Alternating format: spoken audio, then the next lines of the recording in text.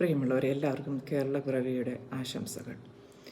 അപ്പോൾ വളരെ മനോഹരമായ, വളരെ കുളിർമ ജനിപ്പിക്കുന്ന ഒരു വാർത്ത കാണാനിട വന്നു. അത് നിങ്ങൾക്കും കൂടെ പങ്കുവയ്ക്കാമെന്ന് കരുതി ഒന്ന് കാണുക. എല്ലാവർക്കും പ്രചോദനകരമായ ആ വാർത്ത ഞാനിത് നിങ്ങൾക്കായി പങ്കുവയ്ക്കുകയാണ്. എറണാകുളം ഞാറക്കലിൽ അലക്ഷ്യമായി കാർ ഓടിച്ച് 16-കാരൻ കാർ നിരവധി വാഹനങ്ങളിൽ ഇടിക്കുന്ന ദൃശ്യങ്ങളും പുറത്തു വന്നിട്ടുണ്ട്. പ്രായമായ സ്ത്രീ ഉൾപ്പെടെ ഒട്ടേറെ പേർക്ക് പരിക്കേറ്റു എന്നാണ് അറിയാൻ കഴിയുന്നത്. ദൃശ്യങ്ങൾ കാണാം നമുക്ക്.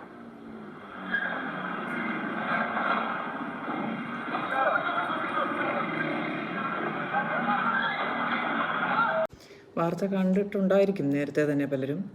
അപ്പം കണ്ടവർക്കും ഇപ്പോൾ കാണുന്നവർക്കുമൊക്കെ കുളിർമ ഉണ്ടായിട്ടുണ്ടാവുമെന്ന് കരുതുന്നു. ഇതുപോലുള്ള മക്കളെ പടച്ചിറക്കി വിടുന്ന അപ്പനും അമ്മയ്ക്കും എല്ലാ വിധത്തിലുള്ള അഭിവാദ്യങ്ങളും ആദ്യം തന്നെ അർപ്പിച്ചു കൊള്ളട്ടെ. മറ്റുള്ളവരുടെ ജീവന് പുല്ല് വില കൽപ്പിക്കുകയാണ്.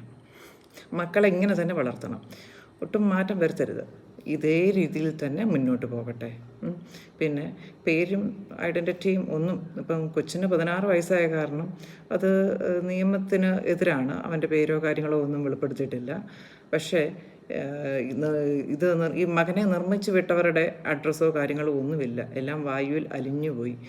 അത് ഒന്നും സംപ്രേഷണം ചെയ്യാനുള്ള നട്ടെല്ലും നമ്മുടെ പ്രിയപ്പെട്ട മാധ്യമ പ്രവർത്തകർക്കില്ല. വല്ലോ അയ്യോ പാവം പിടിച്ച വല്ല പാവം പിള്ളേരും ആയിരുന്നെങ്കിൽ വേഗം അവൻ്റെ അപ്പൂപ്പൻ്റെ സഹിതം അഡ്രസ്സോടെ വന്നേനെ. ഓക്കെ, എനിവേ, ഇതുപോലെ തന്നെ ഇപ്പോൾ ആ ചെയ്തിരിക്കുന്ന മകനെ ഇനിയും ഇതിൽ കൂടുതൽ എന്തെങ്കിലുമൊക്കെ ചെയ്യാനായിട്ട് പ്രാപ്തനാക്കുക.